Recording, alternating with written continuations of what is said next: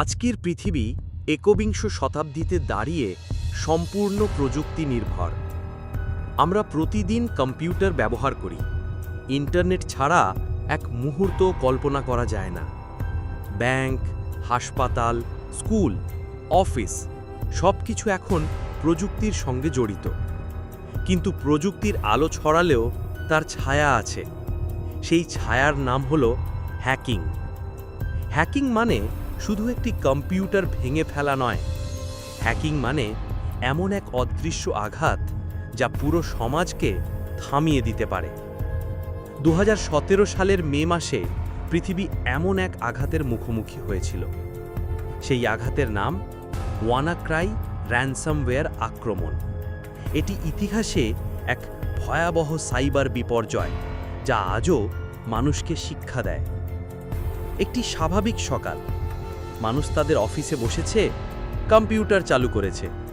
হঠাৎ স্ক্রিনে লাল রঙের একটা বার্তা ভেসে উঠল।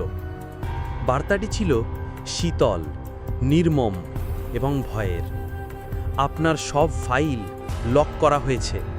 আপনি যদি $300 সমপরিমাণ বিটকয়েন না দেন, তাহলে আপনার ফাইল আর কোনোদিন ফিরে পাবেন না।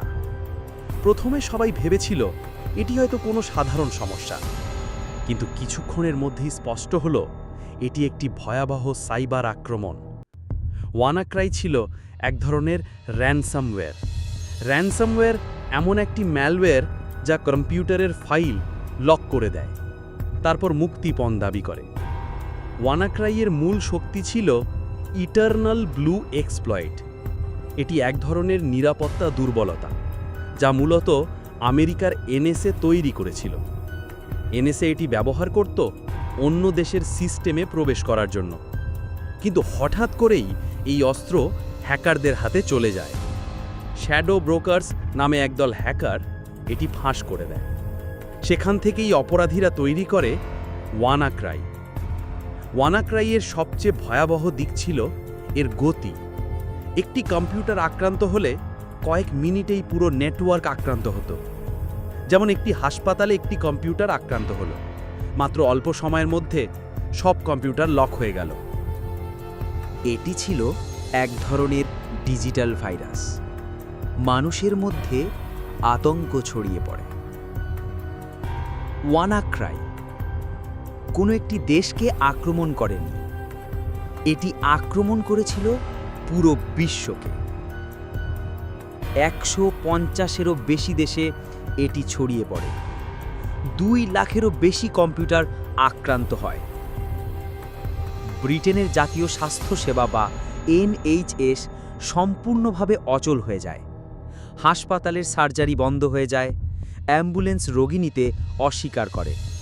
মানুষ জীবনের ঝুঁকিতে পড়ে যায়। স্পেনের টেলিফোনিকা কোম্পানির কর্মীরা তাদের সিস্টেমে প্রবেশ করতে পারেনি। জার্মানি রেলওয়ে ব্যবস্থা বন্ধ হয়ে যায়।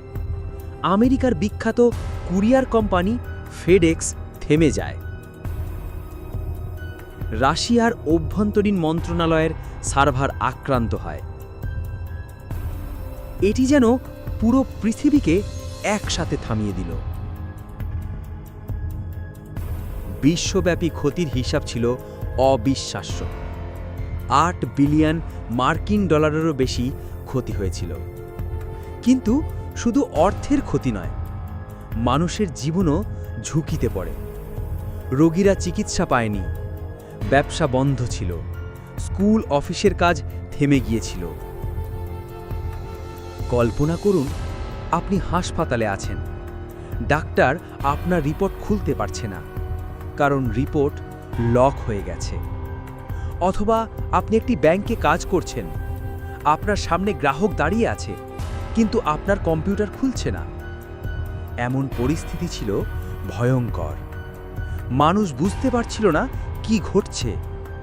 মনে হচ্ছিল এটি এক অদৃশ্য যুদ্ধ। ঘটনার মধ্যে হঠাৎ আশার আলো দেখা যায়।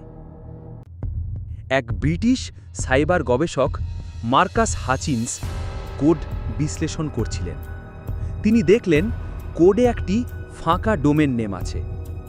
তিনি কৌতূহলবশত সেই ডোমেনটি রেজিস্টার করলেন। অবিশ্বাস্যভাবে ওয়ানাক্রাই তখন ছড়ানো বন্ধ করে দিল। এটি ছিল যেন একটি কিল সুইচ। একটি সাধারণ পদক্ষেপ পুরো পৃথিবীকে বাঁচিয়ে দিল।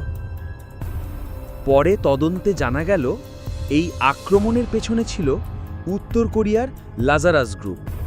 এরা দীর্ঘদিন ধরে ব্যাংক ডাকাতি ও সাইবার অপরাধে জড়িত ছিল। ওয়ানাক্রাইয়ের মাধ্যমে তারা অর্থ সংগ্রহ করতে চেয়েছিল। ওয়ানাক্রাই আমাদের কয়েকটি শিক্ষা দিয়েছে। প্রথমত, সিস্টেম আপডেট করা জরুরি। মাইক্রোসফট এর আগে থেকেই আপডেট দিয়েছিল। যারা আপডেট করেনি তারাই আক্রান্ত হয়। দ্বিতীয়ত, ব্যাকআপ জীবন রক্ষা করে। যাদের ব্যাকআপ ছিল তারা সহজেই ডেটা ফেরত পেয়েছিল। তৃতীয়ত, সাইবার যুদ্ধ এখন বাস্তবতা। আগে যুদ্ধ মানে ছিল বোমা আর বন্দুক। এখন একটি ভাইরাস পুরো দেশ অচল করে দিতে পারে। আমার কাছে ওয়ানাক্রাই মনে হয় ডিজিটাল মহামারীর মতো। যেমন একসময় প্লেগ ছড়িয়ে পড়ত, তেমনি এটি কয়েক দিনে পৃথিবী জুড়ে ছড়িয়ে পড়েছিল। ভিডিওটা ভালো লাগলে লাইক করুন, সাবস্ক্রাইব করুন আর কমেন্ট করে জানান পরবর্তী ভিডিও এই রকম চাই কিনা।